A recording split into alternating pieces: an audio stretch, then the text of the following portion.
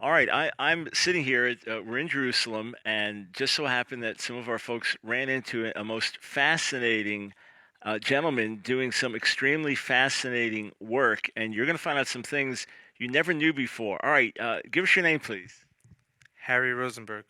And Harry, you have an online theological institute. That's great, but there's something else you do which is absolutely fascinating. Correct. It's called the Theological Research Institute. But on my free time, I've been actually studying the diaspora of the 10 northern tribes of Israel, where they went and who they may be today. All right, so there's one traditional myth that the 10 lost tribes are just over some mythical river somewhere and will one day be rediscovered. So that we can dismiss. And then there's the more common view, they're just scattered and gone to history. In your view, having looked at this over a decade now, what's the reality? Right. Well, first of all, there's two things here. We have the actual literal descendants of these humans who went to exile, and we do have this mythical place that we call the Sambation River, which we which what we've actually been taught is not the 10 tribes are on the other side of it, but there's the descendants of Moses somewhere hidden today in the world who are studying the Torah as exactly as Moses had taught it without any confusion, and they're hiding and waiting till the final time to return. So that we could leave for later on, but we'll discuss today the actual descendants of these 10 tribes. And we know around 722 before the Common Era, the Assyrian kingdom exiled towards the Far East the 10 northern tribes of Israel. Now, we know that some fled to the south.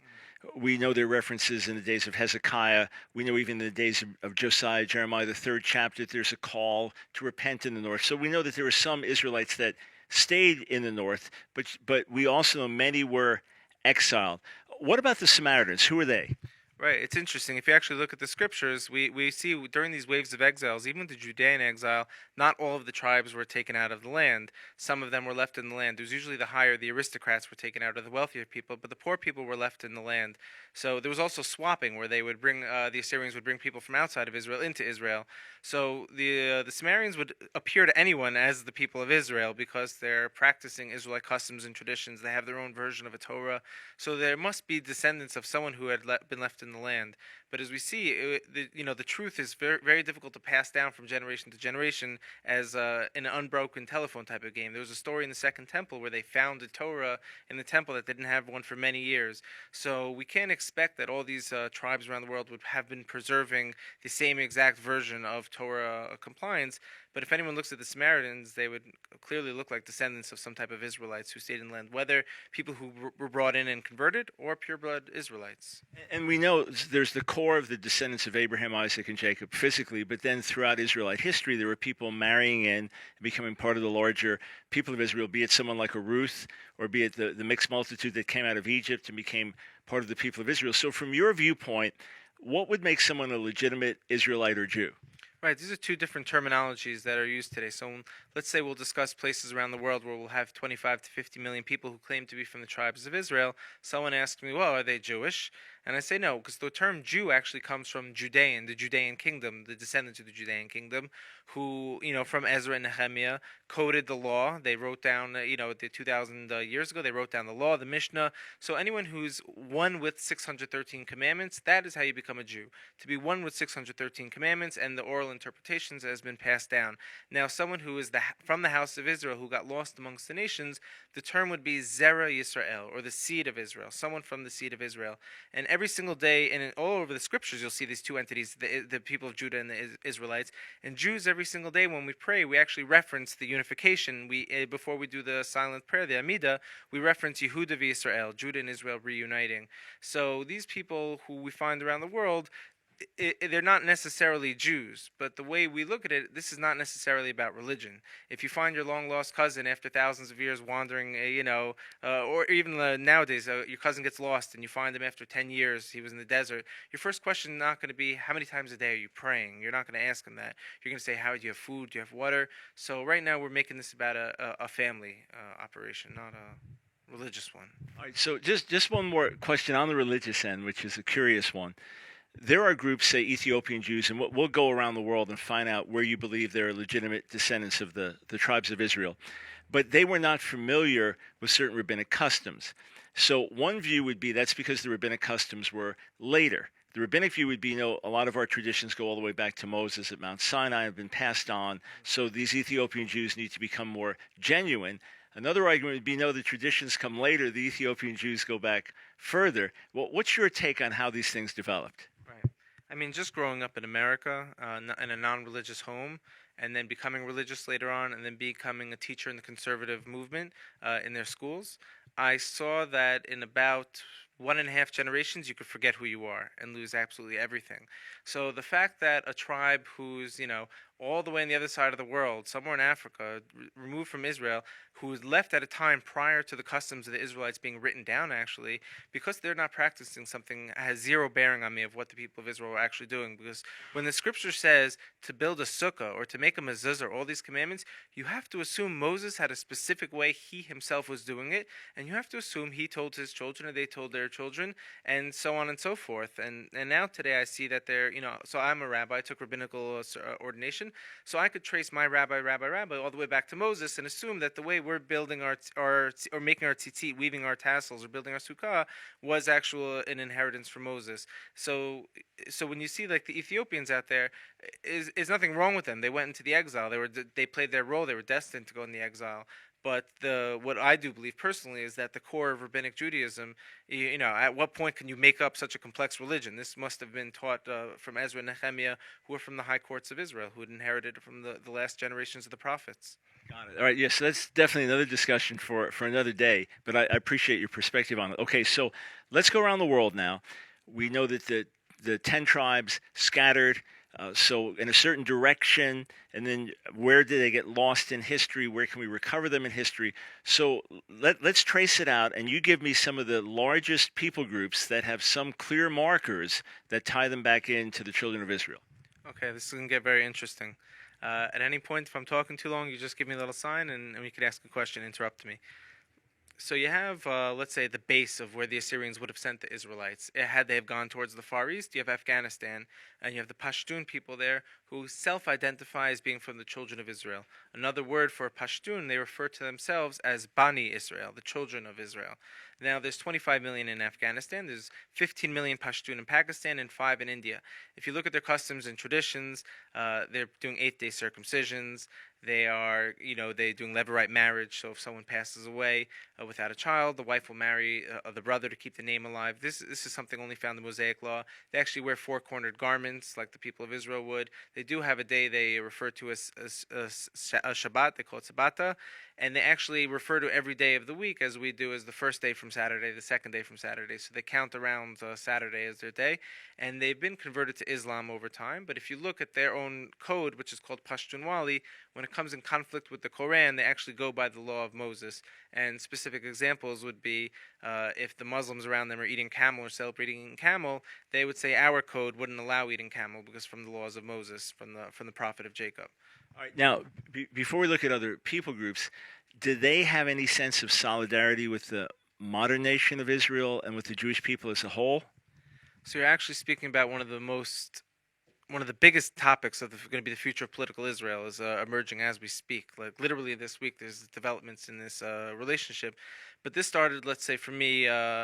There's been relationship with the Pashtuns since Israel became a state. They've sent people there to document it. They've written books about it. One of the first presidents, Ben Tzvi, has written extensively on this. So we knew about this, and we've been trying to reach them, organizations, for 70 years already almost. When I was in yeshiva student, reading about the 10 tribes, and reading about the names of the clans in Afghanistan, the Reubeni, the Gadi, the Ashuri, these are the major clans. The Yosefzai, the children of Yosef. If you saw Malala Yousafzai, who just won the Nobel Peace Prize recently, her last name means children of Yosef, children of Joseph, and she's a Pashtun. The first thing I did was I had reactivated my Facebook account, because when you're in yeshiva, you deactivate your Facebook account because it's very distracting when you're trying to live a life of Torah study. I opened up my Facebook account and I started searching in the names of clans in Afghanistan, and I started messaging people from there, asking them, is it true you're from the 10 tribes of Israel? 100% of them had agreed, and they said they are from the tribes of Israel. 100%, literally. And I was asking people all over. And so for the past 10 years, not just myself, but there's been activists in this field who've been making diplomatic relationships with Afghanistan and pushing and teaching and educating. It's come to the point where the president's office, the president of Afghanistan, has sent his top advisors to work with the Jewish leaders to come to an understanding of how they could come together. So if anyone wants to speculate on the future of news, you'll see the newest diplomatic relationship will be the Israel-Afghan relationship. All right. I mean, and this is so mind-blowing to most because you think of Afghanistan and Taliban and radical fundamentalism and all of this, and yet you're saying there's an Israelite base in the midst of it.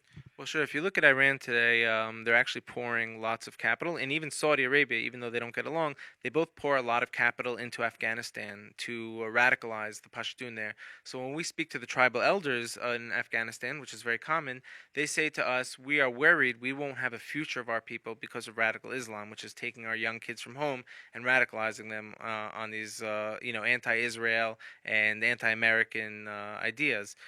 So it's a very sensitive thing. So now we're in touch with the president's office in Afghanistan, and they're saying how Russia specifically, sorry, Iran is specifically. I'm thinking Russia because meddling in presidential elections, because Iran is actually helping finance and boost the political opponents to the Pashtun, because there's a few minority clans out there to have Iranian-backed influence. So this is the seat of Afghanistan is in question right now, and the future of these people who are claiming to be from the tribes of Israel. So now more than ever, the Jewish people actually have to take this as a cause upon themselves to do something about it. And tonight, while discussing, we could talk about what some of those solutions would look like.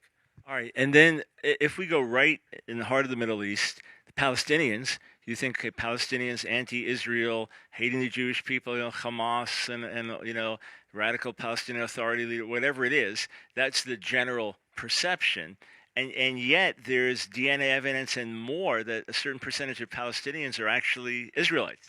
This is going to get crazy also. Ben Zvi, the first president of Israel, one of the first presidents, also wrote extensively about the Palestinians, and we've identified, and I'm going conservative right now because there's people who have much higher numbers, but I'm not going to throw any radical numbers. They'll say about 25% of there's no such thing as a Palestinian, let's say, let's call them, because they're all from different areas, Arabic-speaking people, tribes in Israel. This is how you refer to them. Let's say there's 25% of them self-identify as being from the Jews who went through forced conversions to Islam. Some of them we could trace from, let's say, 2,000 something years ago, when we see the scriptures saying they left the wine bearers in the land to take care of the hills and the mountains. Some of them come from communities as far as 100 years ago who were forced converted.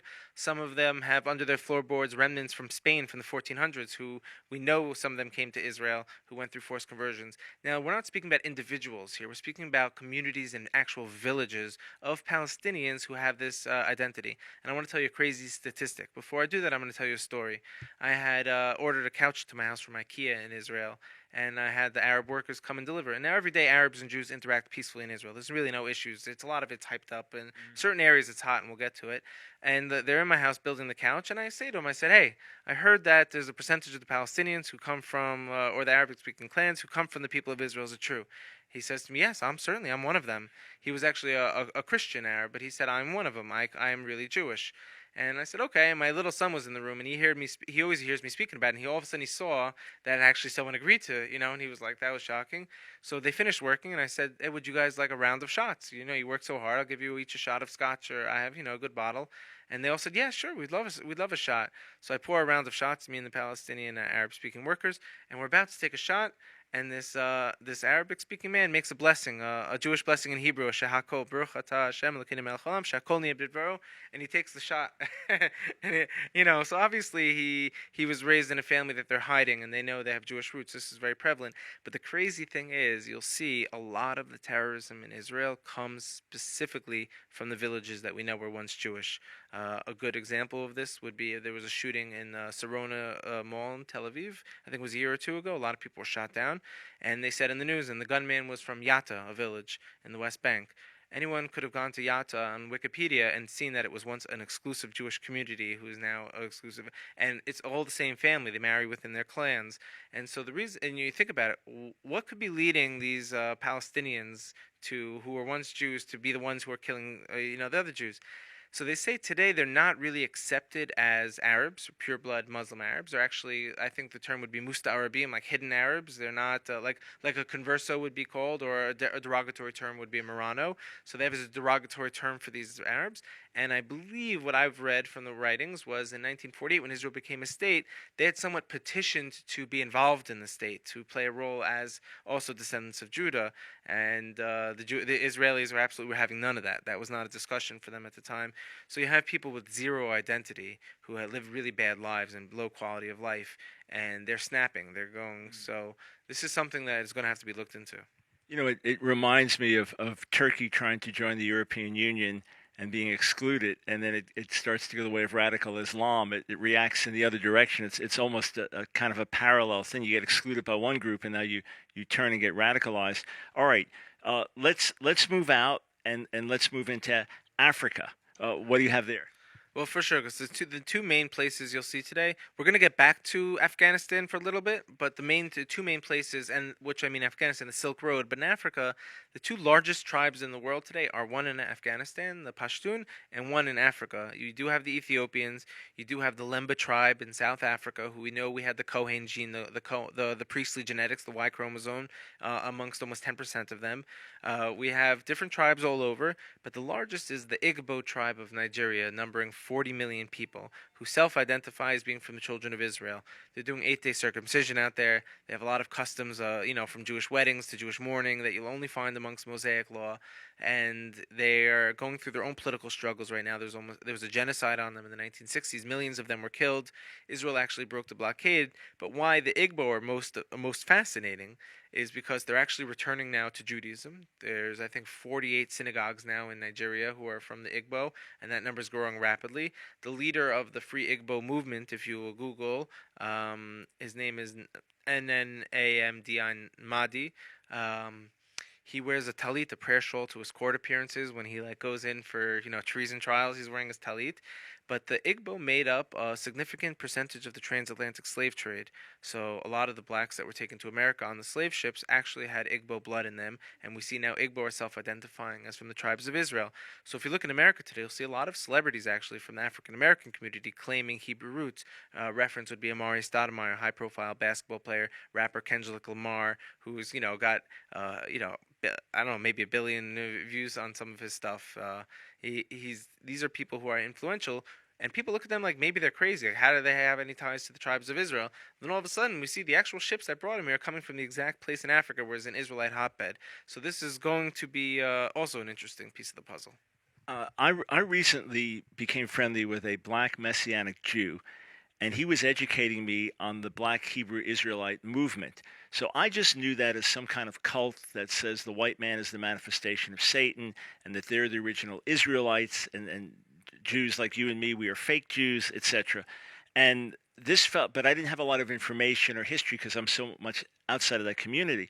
So this fellow's historian. He's well educated in these areas, and he's going through the whole history of where they came from in Africa and identifying as black Jews or black Israelites. And then he said that these then began to expand it to say all blacks are the real Israelites and the whites are not. So, but it started with folks that generally had this heritage, and he'll tell me, oh yeah, this is how we pronounce this in our community. We have this tradition.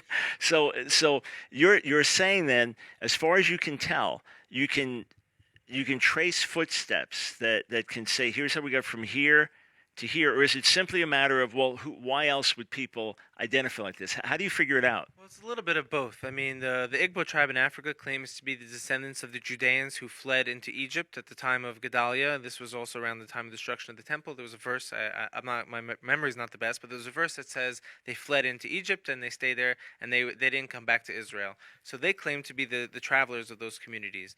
Now, one of the mysteries of the tribes we're going to get into when we speak about the Silk Road right now is, are these the descendants of 100,000 Israelites, or are they the descendant of one Israelite?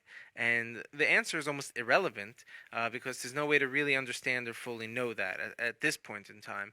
But let's go back to the Silk Road for a second to discuss this identity thing, and we'll go back to the African Americans because and their hate for the white people, which I had a debate with someone who hated white people. He told me my grandparents enslaved his grandparents, and I owe him money. I told him my grandparents were farmers in Europe, so we had to get on the same page. But there's a lot of trauma from the transatlantic slave trade and from what happened. It's all very fresh. So we have to be very diplomatic and sensitive about them. I understand why they would hate a white man. That makes total sense to me as far as understanding neurology in the brain. Let's say you're back at the Silk Road right now. Within 100 or 200 years of the tribes of Israel going towards the Far East, you have three main things get established within the same period of time. One is the Pashtun people. Next, you have Buddhism was founded. We know the first two students of the Buddha were from the first two lay students of the Buddha were from Afghanistan, from a region where the Pashtuns are today, all within the same years. And then you have what becomes most interesting is the Shinto empire forms. Shintoism today has a king. It's the oldest monarchy on planet Earth. It's a 2,600-year-old line of kings. And they claim, I'm speaking on behalf of the Shinto religion now, 70 million people. The Shinto religion claims that they were once a chosen nation, exiled from their homeland, who've reestablished their kingdom on the island of Japan. Now, if you go to Japan today, you, as a tourist, you can go to Mount Moriah in Japan, where they have their holy temple. Now, we know Mount Moriah in Israel is where King Solomon's temple was built. So you can go to Japan and visit Mount Moriah, where they have their holy temple. In their holy temple, they have three chambers. An outer chamber where people celebrate, an inner chamber where they're doing animal sacrifices on deers, and they have an inner chamber where they, in Japan, their religion stores a golden ark on 4 poles with big golden birds on it, and they keep 3 things in their ark, just like the Israelites would have kept 3 things in their ark. And now it becomes interesting to you because you speak about Rabbinic Judaism and 10 tribe pre-Rabbinic Judaism. All the priests in Japan, you Google it for yourself, it's called Yamabushi, Yamabushi. They all wear what would appear to be phylacteries on their forehead with 4-cornered garments, and they blow a shofar horn. So, you juxtapose a picture of a rabbi with his phylacteries, his tefillin, next to a Japanese priest with his, and you're kind of looking the same thing. If you look at the Japanese alphabet also, which people say it's a little more modern and recent, it's nothing like Chinese or Mandarin, but it actually has Hebrew letters all throughout it. Even the company Uniqlo, a famous Japanese brand, you'll see, I think, 60-something% of their logo is clear Hebrew letters. All right. Now we know in the Mishnah, so written somewhere in a little after 200 of the Common Era, so traditions going back further than that. It's talking about the Jewish people in terms of their color. How are we described? Right. So Rabbi Yehuda Nasi wrote the Mishnah. He was a direct descendant from the house of King David, and he was in charge of the passing on the law of the generation.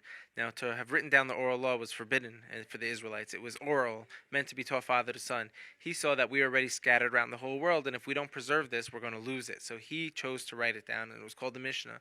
In the Mishnah, he was speaking about the skin afflictions that happened to people in the times of the temple, and when he's speaking about the color of the skin, he references and says that the children of Israel were not white, and they were not black. They were boxwood. That's the word it was used, perhaps like the color of the table we're sitting at. And, you have to imagine he was saying the children of Israel. I think he was speaking about in past tense of who they were. At the time already that he was alive, you had great, Roman converts who became Torah scholars. Rabbi Akiva's father was a convert. Rabbi Akiva was one of the greatest sages ever. You had Onkelos, you had Shemaiah and Avtalion. These were masters on the Torah chain who were converts from Rome. So obviously there was a genetic mixing that had happened already at that time. You look at King Solomon, who married 1,000 wives. What would that genetic mixing look like for their descendants who wanted to graft in and become part of the whole picture? You had King David, who comes from Moabite blood, who, for all you know, there was Sodomite blood in that relationship somehow from Lot's wife. I don't know her genealogy too well. So the people of Israel were a total mix of all the nations, of all the people. And what defines us is not genetics or DNA, it is truth. We are a nation bound by a truth. All right, so you've got then a people scattered around the world. There's a lot of different ethnicity, but ultimately to be preserved, there has to be some marrying in. If everyone just married out, assimilated, gave up their traditions, they'd basically be lost to history. And yet these different groups have preserved either an identity that says we're descendants of the children of Israel, or certain customs, maybe even tribes that practice customs they don't know why, and then kind of the light goes on. So I've heard about this a lot, oddly enough, from Gentile Christians, Hispanics, attending Messianic Jewish congregations, and they love the Jewish traditions, and it seems very real to them. It doesn't seem like someone putting on something foreign, but rather putting on something native to them. And then many claim that they're the children of Anusim, forced converts and things like that, or that their families always preserve certain customs, traditions, didn't know why. So let's look at that, the larger Hispanic world, and then Spain, Portugal, Latin America. What are you looking at there in terms of numbers of potential children of Israel? Right. Firstly, the government of Israel had been working about a year on studying this to release an official report, which just about a month and a half, 2 months ago, was released. So if the Hebrew copy is on the internet, I have a copy of an English one, where you could actually read their whole understanding on the subject, where they speak about, the forced conversions and who went who and where they go and what the government wants to do about it. So now you see it from a governmental level, from the Ministry of Diaspora. So it must be something very real for them to have put resources and scholars onto this. I'm actually friends with a lot of Anusim in South America. Some of them actually, tell me they have dreams of being strung up on a board and their limbs stretched, and men with hoods and holding fire torches.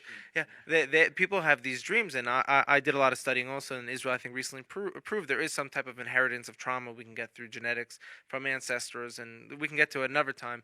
But when we're looking at this community, we're seeing people with specific last names who are doing specific customs, like hiding candles, very common, hiding candles Friday afternoon. When a Jew enters Shabbat, they light the Shabbat candles. These individuals are putting candles under a basket in the corner of the house and lighting them, and they don't have a clue why.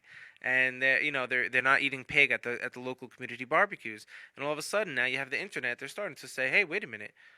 The Jewish people light candles at the same time we do, and they don't eat pig.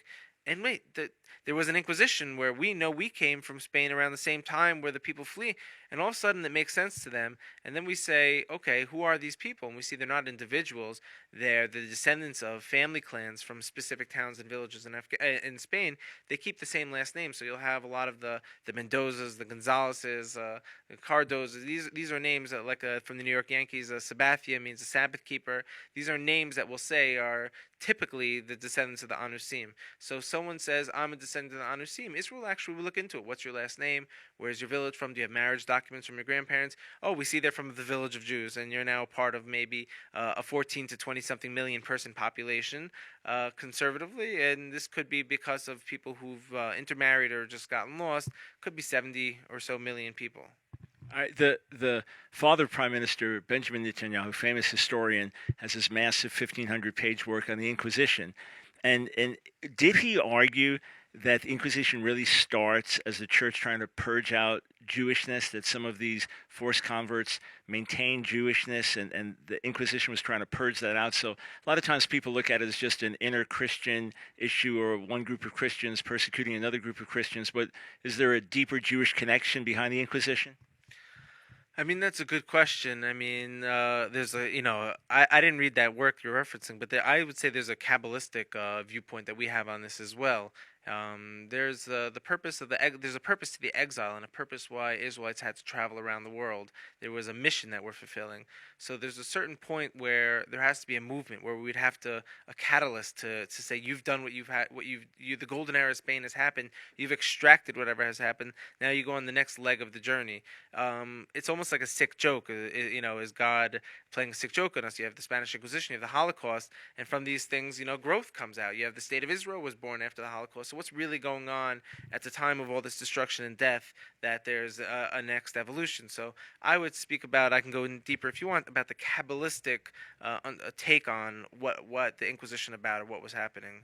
Yeah, that's a conversation for another day, the mystical explanations.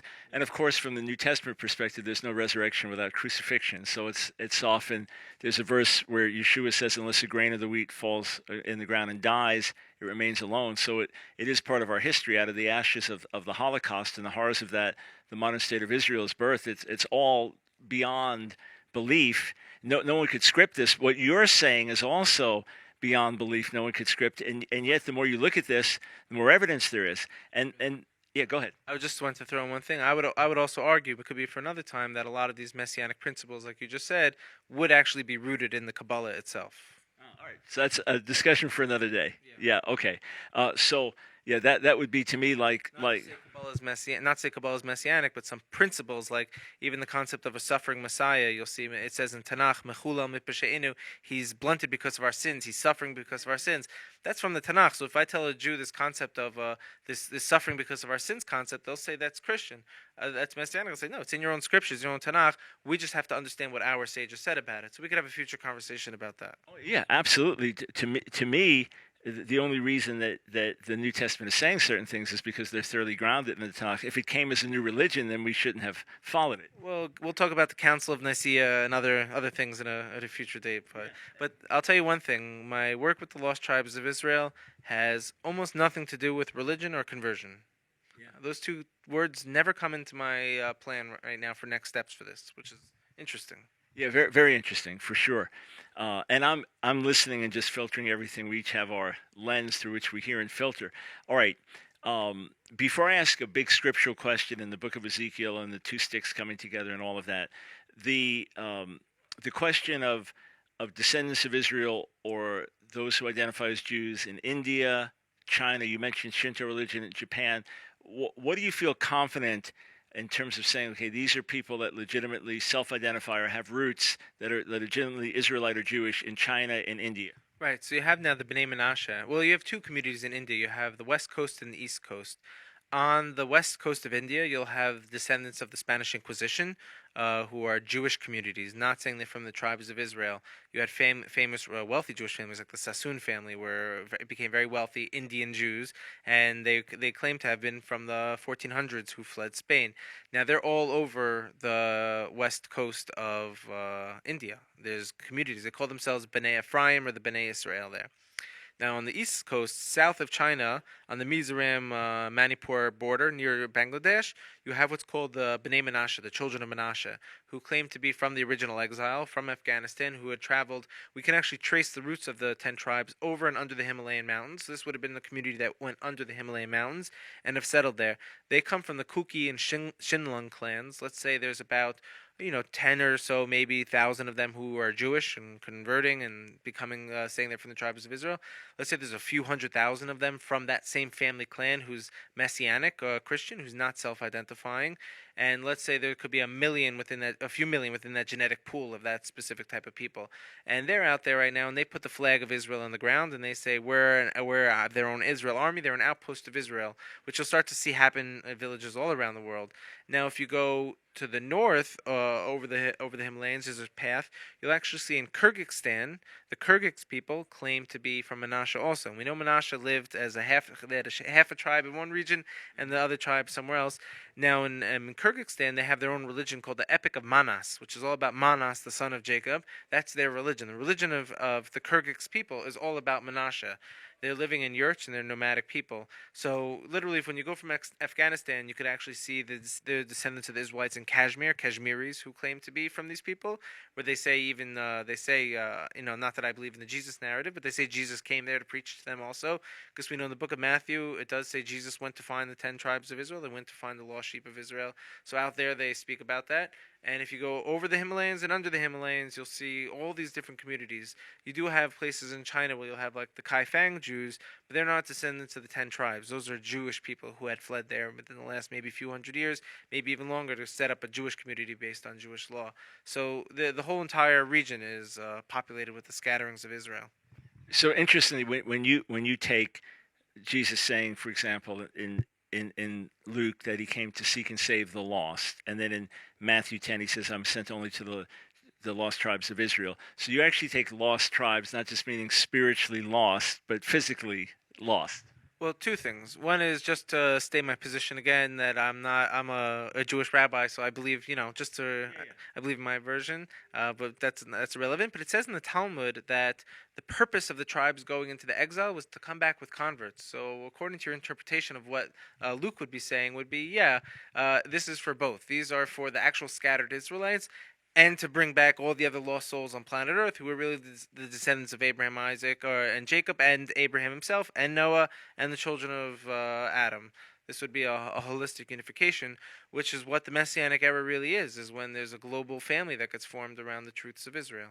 Yeah, and no mistaking of your position on that. So I appreciate reiterating that. But okay, so we know from Scripture that there are tribes there are many people killed by the Assyrians and by the Babylonians. We know that our people are scattered in different parts of the world, and then until recently, a lot of the history is not known where people were scattered. We know that some stayed in the north and still maintained their identity, and say in the days of Hezekiah, right after the destruction of the north, came to worship in the south, or in the days of Josiah, so 150 or so years later, they're still calling on them to repent and reaching out.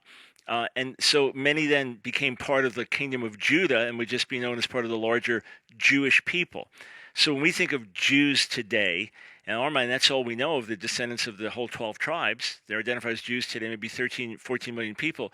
But in your research, this is not you independently, this is looking at the research many others have done, what is your guesstimate, conservative guesstimate, of the descendants of the children of Israel that are identifiable outside of the Jewish people today worldwide?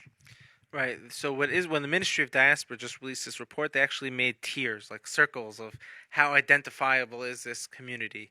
Uh, just between the Pashtun in Afghanistan and the Igbo of Nigeria, we're dealing with about 100 million people. Like we said, in Japan, you have the Shinto kingdom, which is 70 million people.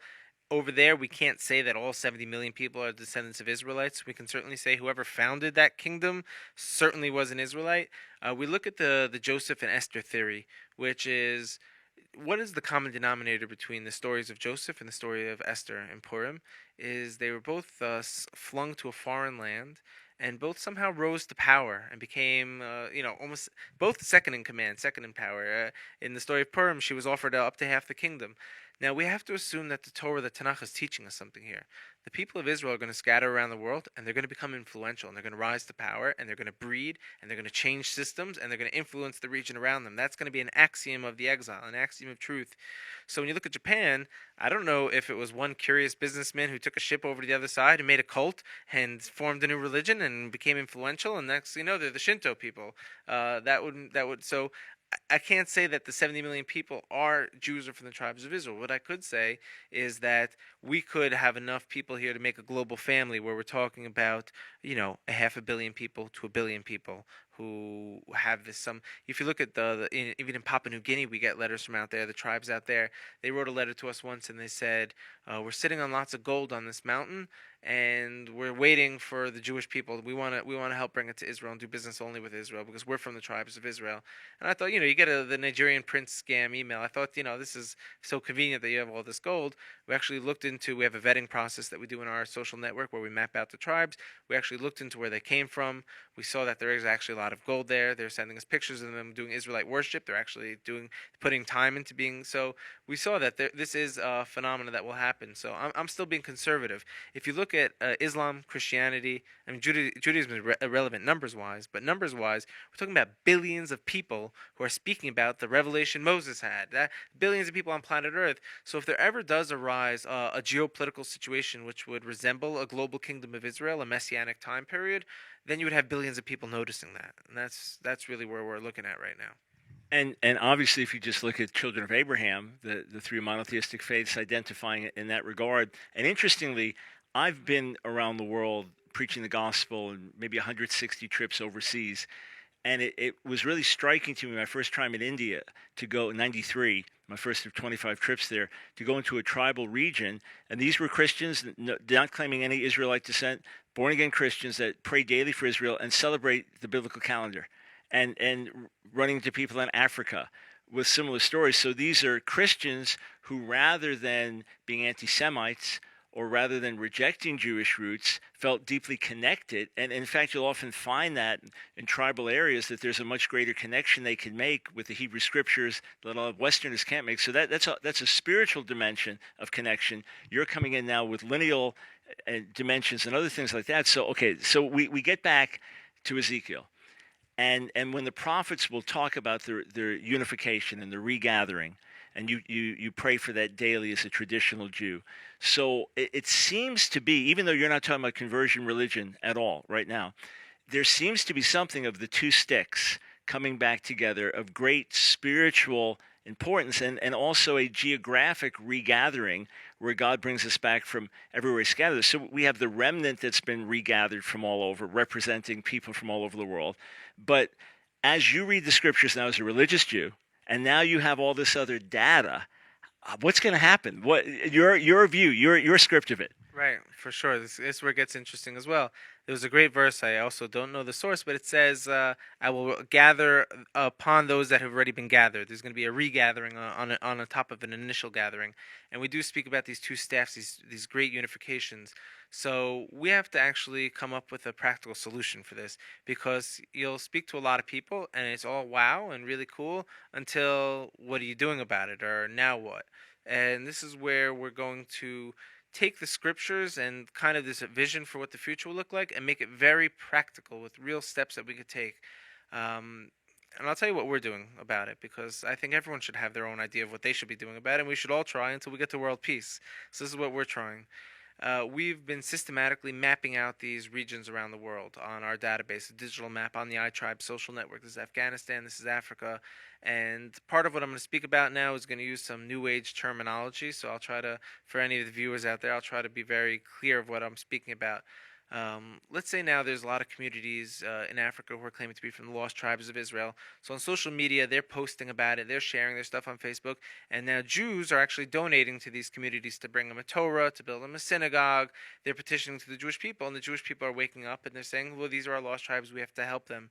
So what we're doing is we're creating this whole system of who everyone is, where they are. We create a vetting process to make sure they're real, and we're actually going to work on scaling Israel.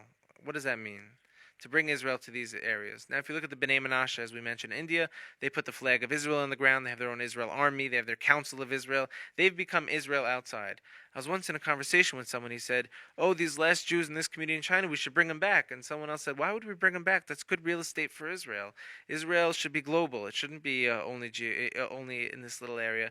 So what we're doing is, which I have a land up north farm, we're building an off-grid sustainable battery pack, let's call it, where we're going to be producing our own electricity, pumping our own water from the ground, filtering that water, growing vertically in the air using modern technologies, and literally producing reality out of thin air using Israeli technology. We are going to be scaling this type of technology to these communities around the world to usher in what we would call the great decentralization, where nations stop becoming part of fictitious lines that were drawn with corrupt governments and start being a transparent governance system that could be run by intellectual property coming forth from Israel. Now, we're going to be doing this whole thing on the blockchain, which is a modern term for the most transparent, non-ownerless way to record data. If anyone knows what the Bitcoin is, it's a crazy thing, but it's real, it has its value, and it's on the blockchain, meaning every single transaction that ever happened with Bitcoin could always be recorded.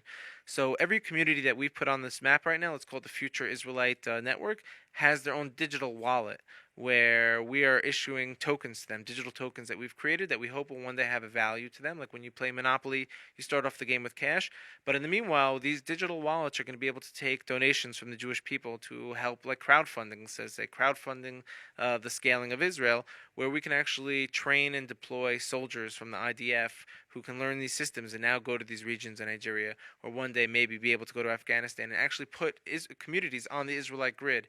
So places that are living in poverty, or even places in America right now, is communities forming all around the Ozarks and different regions of Christians to make this decentralization based on technology. So it sounds maybe out there, but it's actually a really practical step towards taking away power from people who are promoting war and war culture, and being able to enter a place where there's power in numbers and there's going to be an Israelite voice that's going to steer the world towards world peace. You know, it's interesting. Singapore has a special relationship with Israel. When they were founded as a nation, the IDF basically trained their military, and so there's a certain indebtedness and connection. But you're talking about something on a deeper cooperative level, but seeing it as part of the mission of Israel to bring the knowledge of the one true God to the world, and thereby bring peace. So where does Messiah come in with all this? Right. Well, because the whole thing is like what we're doing actually is what the prophecies were speaking about. So I don't have to preach the prophecies. I just have to do what they were talking about, and then people will come to see that the prophecies were true. So I want to actually fulfill the prophecies, not just talk about that they will one day be fulfilled.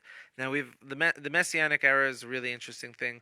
We teach that the practical difference, the main practical difference between pre and post Messianic era, is that after the Messianic era, after the Messiah arrives, the yoke of the nations fall off of our shoulders. We become no more a burden of the nations, which in my modern day millennium millennial terms would be a decentralization, where we decentralize from these governments, which goes back to my root cause. Now, we do believe that there will be one man or two messiahs from the house of Joseph and the house of David who usher in this period and activate everyone to be messiahs. This is what we teach in Judaism. These are real humans of flesh and blood. We teach that there's a soul in the heaven called the Yechida that comes down and descends upon these.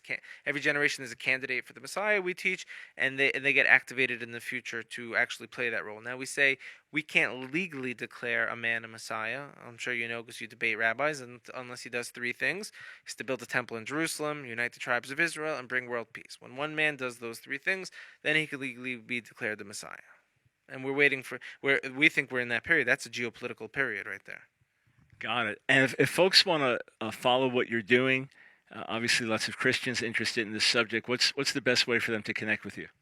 Right, we do. We just launched a free online course on this topic, together with a former NBA player who's for a spoken Israelite. So we have a celebrity guest on the course. You could watch videos of me and him talk about this. It's losttribes.education. Just losttribes.education, nothing else. www.losttribes.education. The course is free unless you need college credits. Someone could pay $300 for the college credits. On Instagram personally as Rabbi Harry. I make posts on biblical things, and anyone can email me from the course website to find out more. All right. Amazing, enlightening, put a lot of things together I've heard from others, but gave further confirmation for it. And another day we'll debate Kabbalah and Jesus. I would love to, because I actually have a lot of unique content that I think I could offer to this to make some kind of middle ground where we can all move forward without needing to speak about this until there's world peace. Got it. All right. Wonderful.